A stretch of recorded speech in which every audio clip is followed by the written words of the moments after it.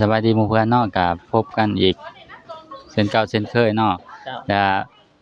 ก็ตัวนี้ถือว่าเป็นตอนที่3เนาะตอนที่3แม่นแมนะจ๊ะนแมนถือว่าหลังจากที่ว่ามีการสาปนกิจศพแล้วเรียบร้อยเนาะนี่ก็แม่นพวกเฮาจะมาเบิ่งบรรยากาศบรรยากาศอยู่ที่ศาลาวงศ์ธรรมอยู่ที่วัดคะแยงเนาะที่วัดเนาะที่ว่าเพิ่นมีการครบงานกองบุญเนาะแม่นเพราะว่าหลังจากสาปนกิจศพแล้วเพิ่นก็ครบงานเลยและมื้ออื่นหั่นจะมีการใส่บาตรเนาะใส่บาตรยามน้ำก็เป็นมื้อสุดท้ายเลยเนาะแม่นฉะนั้นพวกเฮาสิขอพาหมู่เพื่อนไปเลาะเบิ่งเนาะเบิ่งพี่ๆน้องๆผู้ที่เพิ่นมาครบงานมาอบมาอุ่นอยู่ที่กับการจากไปของเอื้อยเพิ่นเนาะว่าสิมีบรรยากาศแนวใดเนาะก็ขอเชิญหมู่เพื่อนติดตามรับชมเลยจ้าก็เชิญเบิ่งนํกันได้เนาะจ้า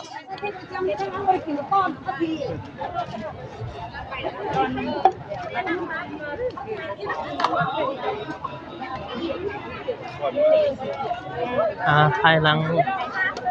จากการทรงสการเอื้อยเพิ่นแล้วเนาะตอนนี้ก็เป็นหาแฟนเพลงเพื่อมวลชนทั้งหลายก็ได้กลับมาเข้ามาที่วัดคะแยงของพวกเฮาเพื่อที่จะมาตั้งกองบุญต่อเนาะเป็นการสงฆ์ที่จะเฮาพากันย่างไปเบิ่งบรรยากาศเลยเนาะว่าสิเป็นแนวใด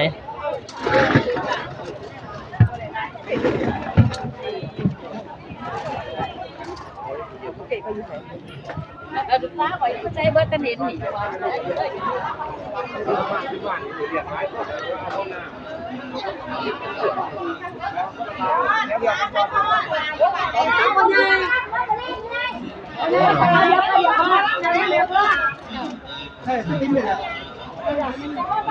็ถือว่าการทรงสการเรียบร้อยแล้วมีแต่ว่าทุกคนก็มาพากันมาครบงานกองบุญเนาะที่ว่าได้ตั้งขึ้นอยู่ในวัดแห่งนี้เนาะตอนนี้แขกคนก็กำลังรับประทานอาหารกันอยู่เนาะ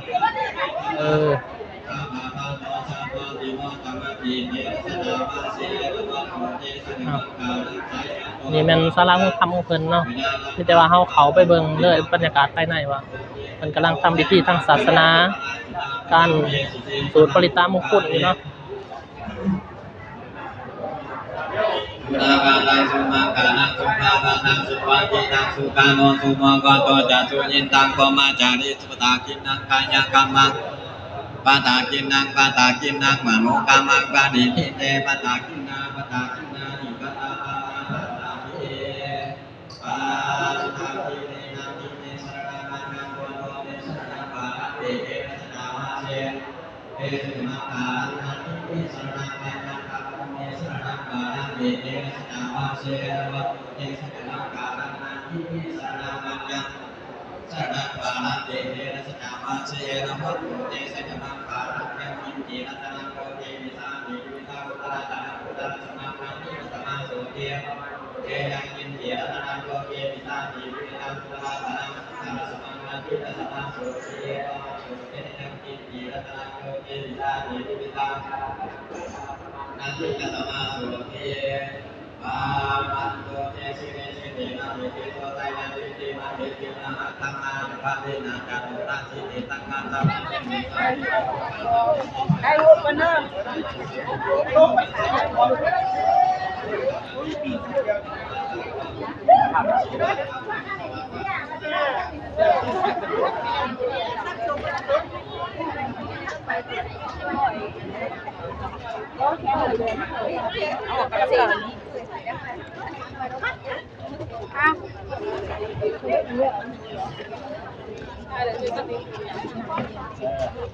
ก็คนบ้านให้เองเนาะคนสลาว หุ่นหินดอกเอาเนี่ย ขอกล้องให้เด้อ เอาเนี่ย ก็อยู่คันแยกจังหวัดเจ้าร้อนคนที่นี่เลยน้องเขาจะว่าเพิ่นก็เป็นคนบ้านเฮาเองเนาะคนสลาวแต่ว่าเพิ่นมาสร้างครอบครัวอยู่คันแยกนี่ก็เป็นบ้านเดียวกับเอื้อยอีแตงเนาะเดี๋ยวเฮาก็มาลองสัมภาษณ์เพิ่นเบิ่งเนาะมาร่วมงานแต่เช้าพุ่นบ่แม่นมาเฮ็ดกินซอยกันแต่เช้าโอ้มาเฮ็ดกินซอยเพิ่นบ่แม่นคิดว่าแล้วงานบ่สิกลับเดี๋ยวจังหน่อยก็กลับแต่เพราะว่าโดนเอาออกบ่ได้ก็สิพาครอบครัวเนาะผู้ครับ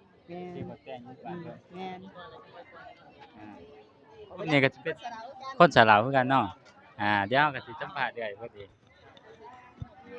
จะว่าเดี๋ยวหาคนบาดตัวเองอยู่บ่ได้เข้ากล้องนํกัน เออ เออไว้ดีเอ้ยอันแนะนำชื่อในติดจังหน่อยเออ แต่ว่อนแต่ว่อนวาดสลาว มาสลาวเนาะ เออ เป็นจังได๋เป็นญาติพี่น้องครับ บ่แบบบ้านนี่ดึงเคยกันนี่แหละมันไปดอกไปดำนี่นะเอ เป็น อ แฟนคลับเนาะว่า โดย เออ บ้านนี่เออ ป็นแฟนคลับเนาะ เมื่อวานนี้ก็มาใต้ทูบอยู่หน้าศพเพิ่นนะมาช่วยค่าน้ำค่าไนเพิ่น50,000 นั่นแหละในฐานะที่ว่าเคยเป็นแฟนคลับ แต่ว่าเพิ่นก็ด่วนจากไปอย่างกระทันหันรู้สึกแนวใดเนี่ย เสียใจ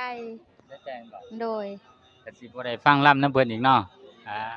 เออ จะได้อันนั้นแหละ ในแฟนเพิ่น แทนเนาะ ได้แผนใน YouTube เพิ่น ได้ฟังในผลงานเก่าเนาะ แม่นสิบ่ได้พังผลงานใหม่อีก ก็อะไรอะบ่หาเนาะเรื่องดวงวิญญาณเพิ่นไปขึ้นสวรรค์สัตว์ป่านะ เพิ่นก็เปิดเพลงได้ เพิ่นว่าคิดฮอดเพิ่นก็เปิดเพลงเอา2แรง3แม่นบ่เพลงไหนที่ว่ามักที่สุดของเพิ่น แต่2เลข3 ก็ถือว่าเป็นแฟนคลับของเพิ่นเนาะที่ว่านำมาส่ง จะตัดตัวยงเลยเนาะ แฟนคลับเด้อเอาล่ำบ่ บ่นำกะลำ ถามชื่อถามเสียงอีกชื่อจ้ะ เอาชื่อมานี่ เอ้าคือว่าเจ้าบอกชื่อเมื่อกี้ เพิ่นก็นั่งแต่งหนวดแมวเพิ่นก็ได้ว่าอยาก เบิดก็เป็นหมู่จักกันเนาะอยู่สะเหลาแต่ว่ามาสร้างครอบครัวอยู่บ้านชันแยงเนาะ คนเราเนาะเป็นเพื่อน คนสะเหลาเป็นเคยกันแยงก็เป็นบ้านเดียวกับหมอรำหั่นนี่แหละ ทางข่าว เดี๋ยวเราสิมาทำข่าวเพิ่นเป็นจังไดอยู่ดีกินดีบ่ ดูดีไม่แห้งอยู่ บ่อยู่บ่อยู่กันแยก พออยู่บ่ อยู่ จะได้ฟังรำเพิ่นเด้ออยู่บ่ ทั้งเดือดอยู่หรอกโอ้อยู่กับบ้านหมอนำนะหายเนาะ ก็ถือว่าเป็นแฟนคลับของเพิ่นเนาะเป็นมอนักดีเนี่ย บ่บ่ได้เป็น บ่ได้เป็นถือว่าเป็นคอนบอยบ่ บ่ได้เป็นคนบ่อย เป็นพี่น้องกันบ่รู้จักฮักแพงกันเนี่ยแหละต้องหมอรำ เป็นคนเก่า โอ้เป็นอาเป็นหน้านี่แหละพี่น้องทั้งเนี้ย โอ้พี่น้องทั้งเมียบ่โอ้ เอาเขา อาจารย์เพิ่นก็เป็นพี่น้องทั้งเมียหมอรำเนาะ โอ้พี่น้องทั้งเมียของกุเสียเป็น ค ว่าน ผู้เสียแม่นน่ะได้ลูกได้เต้าจักคนน่ะ หนู2คนนี่เลย เป็นแนวใดก็ฝากส่งมาเป็นอันนั้นเนาะนักร้องนักรำน้ำเพิ่นเนาะ เลยไปมาเป็นหมอลำก็มาสมัครนำเพิ่นได้เพิ่นรับตลอด ก็ได้ช่วยงานเพิ่นอยู่บ่ บ่ลองจี โอ้ยบ่ได้สู้ไปนำเพิ่นดอกเพิ่นมีอันนี้ทีมงานของเพิ่นต่างหาก จับเพชร โอเคก็ขอขอบใจเนาะที่ว่าให้การสัมภาษณ์เล็กๆน้อยๆเนาะให้มีสีสันกับรายการเฮาอันนี้เด้งานบุญแตงเนาะบุญแตงเนาะก็มาส่งเพิ่นขึ้นสวรรค์สันผ่าพูนเด้อเพราะอะไร ก็ขอบใจไต้หวันสะเลาเนาะที่ว่าเพิ่นให้การสัมภาษณ์แล้วก็ความรู้สึกที่ว่าได้สูญเสียนักศิลปินนักร้องนักรำไปเนาะแนวใดก็วิงวอนให้ดวงวิญญาณเพิ่นไปสู่สุคติเนาะเดี๋ยวเฮาก็ไปเบิ่งบรรยากาศที่อื่นเนาะณตอนนี้เดี๋ยวเฮาก็สิไปเบิ่งยามแม่ครัวเนาะว่าเพิ่นเฮ็ดหยังอยู่แล้วก็มีรายการอิหยังให้สู่แขกกินเนาะก็ไปเบิ่งเลยเนาะ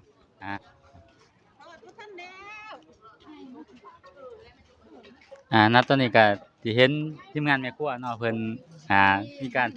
ซุปแจ่วแหน่น้อยหนึงเนาะ โอ้กินตำบักหุ่งบ่โอ้เป็นตาแซ่บเนาะซิมสีมื้อแล้วเด้มื้อนึงนี่แซ่บหลายบ่เผ็ดบ่ดีแซ่บโอ้กินได้เด้หั่น แม่ค้าผิวขาวแม่ค้าจีนแบบไม่ขาวผิวขาว ซีกหรือตีไหมเขาบ่ทันซีก คันบ่ทันสินี่ติดสินแน่ บาทซะนะ จริงแล้วติดไหลจับไหลบ้าได้ จับไหล่แม่นบ่ จับ จับได้นะ เด็กขาวเนาะเพิ่นว่าจับไหล่ไปล่ะเอาเด้อบ่ได้จับ เป็นไรมื้อค่ำคืนมื้อนี้แขกหลายอยู่บ่ หลาย มื้อคืนนี่ได้เป็นจังไดคือว่าเป็นอำลาพระจากครั้งสุดท้ายบ่ แม่น โอ้แต่ว่ามื้อแรกนี่เพิ่นก็สิมีการรำบ่ มีรับ4,000หลอด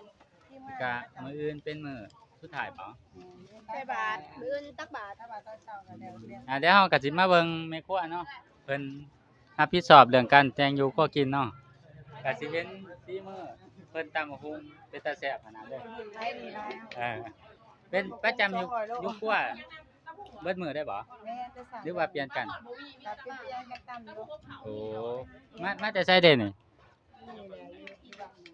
อยู่บ้าน อยู่บ้านนี่บ่ โดย โอ้มาซอยเพิ่นบ่หรือว่า อยู่บ้านไกลกับผู้เสียบ้านเพื่อนติดเพื่อนกันเลย โอ้ก็ถือว่าเป็นพี่ๆน้องๆเนาะ แม่ครับ ก็เป็นจังไดได้ยินข่าวว่าเพิ่นจากไปแนะนำพี่น้อง ท่านบอกมันเบาว่าถือเป็นซอกเลยนะ โอ้ แต่เดี๋ยวนี้ก็ยังแบบว่าบ่อยากเชื่อว่ามันเป็นความจริงเลยเนาะ ก็เป็นเหตุการณ์ที่ว่าหลายคนบ่คิดเนาะอ่า ตกใจอยู่เลย แนวใดก็มีคำบอกคำบาแนวใดทรงบ่มีหยัง อ๋อมีแต่อันนี้แหละมีแต่เฮ็ดบุญในยามน้ำเพิ่นแล้วก็อยากให้เพิ่นไปสู่สุคติแล้วก็บ่ให้ห่วงหยังว่าเพิ่นเฮ็ดดีที่สุดแล้วที่ผ่านมานี่ให้เพิ่นขึ้นสวรรค์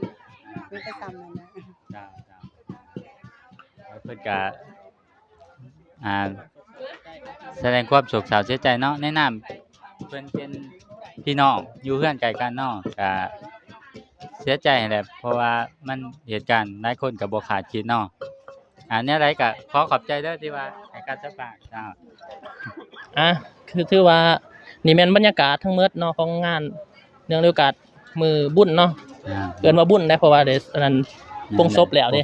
ปงศพแล้วเพิ่นเอิ้นว่าบุญเนาะก็ถือว่านี่เป็น ตั้งกองบุญเนาะ แม่นๆก็ถือว่าเป็นบรรยากาศของงาน